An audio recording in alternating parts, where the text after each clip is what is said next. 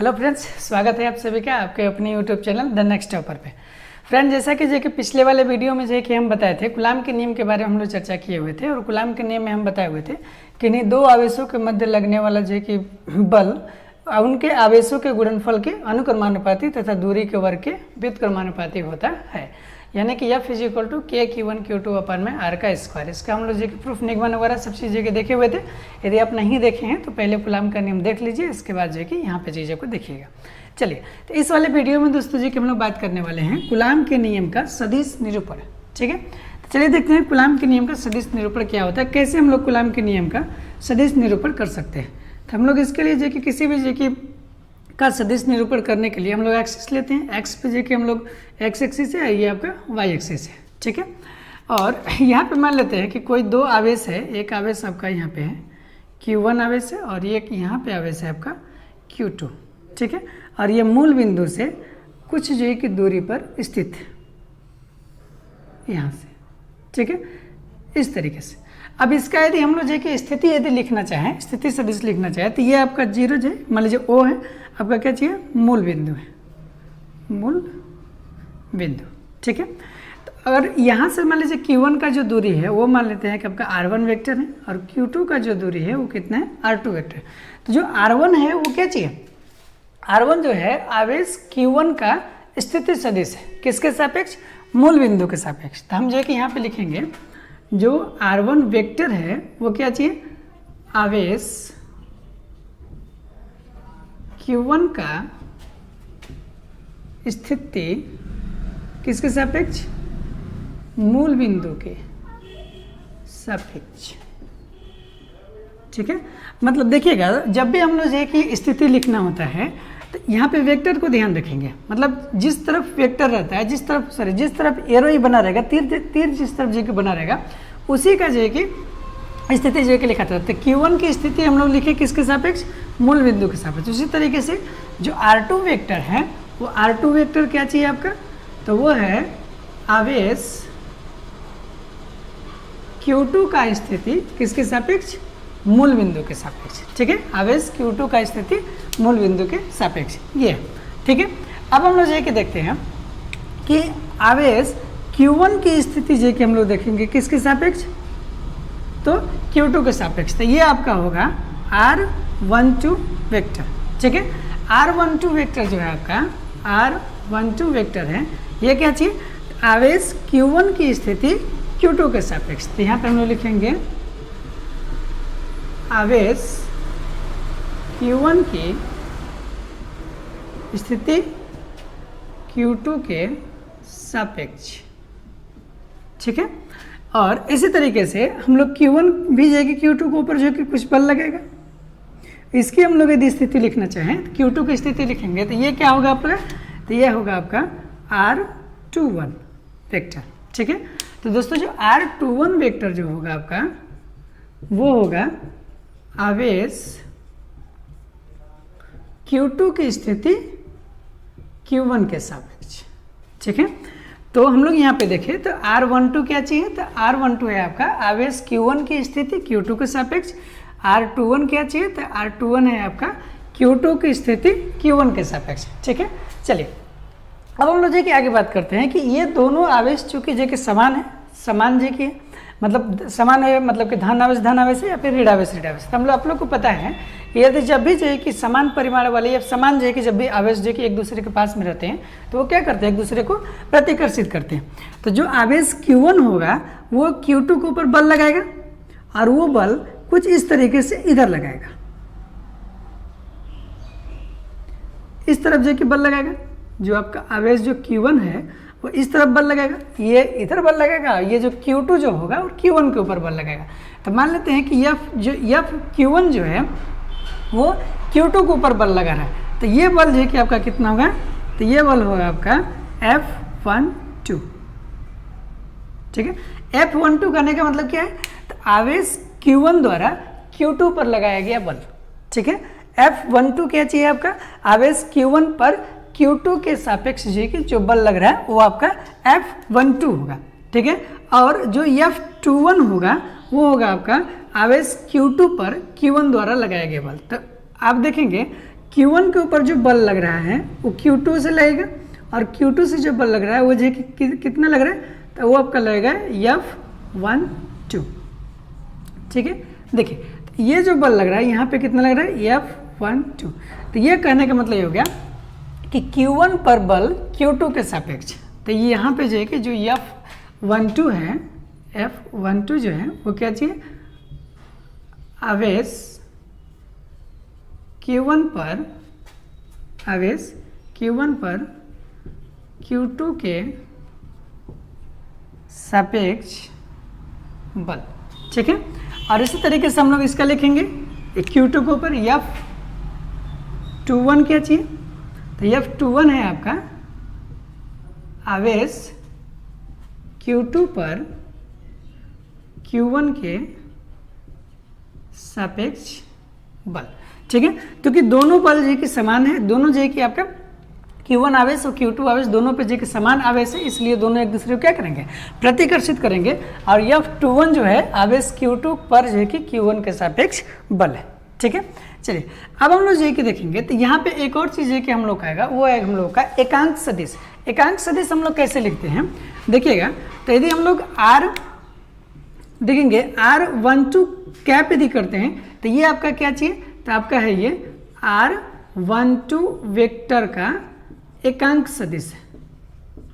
क्या चाहिए आपका, एकांक सदिश।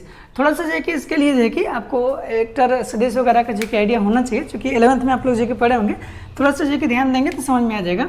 और अगला R21 कैप जो होगा वो क्या चाहिए, तो R21 वेक्टर का एकांक सदिश।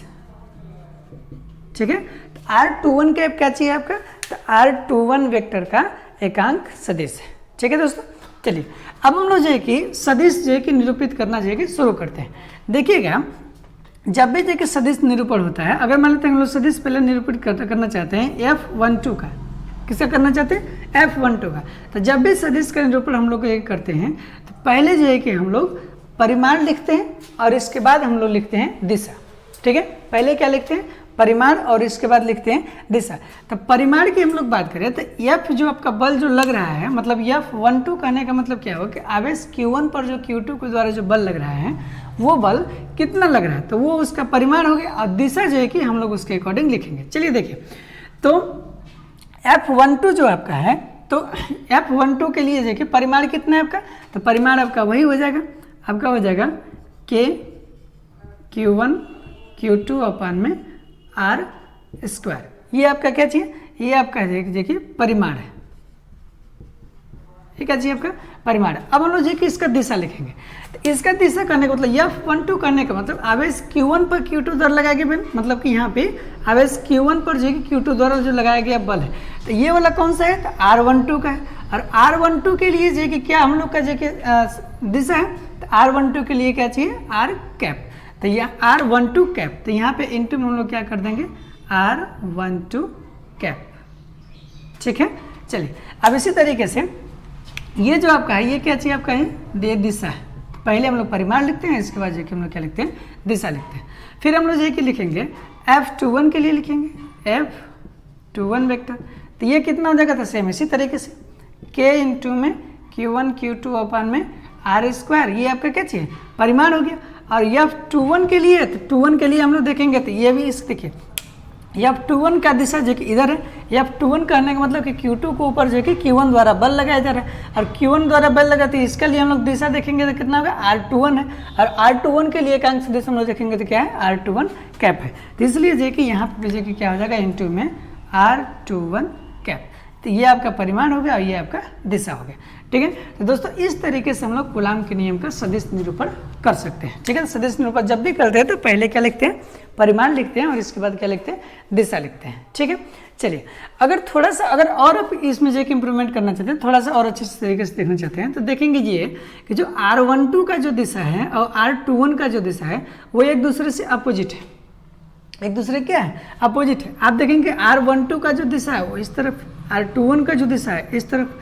दोस्तों इससे हम लोग क्या लिख सकते हैं, इससे हम लोग लिख सकते हैं R12 जो R12 वेक्टर है आपका, R12 वेक्टर यहाँ पे जो कि R12 अगर मतलब दिशा की हम लोग बात करते हैं तो R12 cap is equal to आपका जो कि होगा माइनस में R21 कैप का, ठीक है। और जब इस कंडीशन में हो जाएगा तो इसको ये दोनों को जो कि हम लोग जो कि लिख देंगे, तो इसको मान लेते हैं इक्वेशन नंबर फर्स्ट है, इसको मान लेते हैं इक्वेशन नंबर सेकंड है, ठीक है। अब देखिएगा इसे हम लोग क्या लिख सकते हैं, तो हम लोग इसे लिख सकते हैं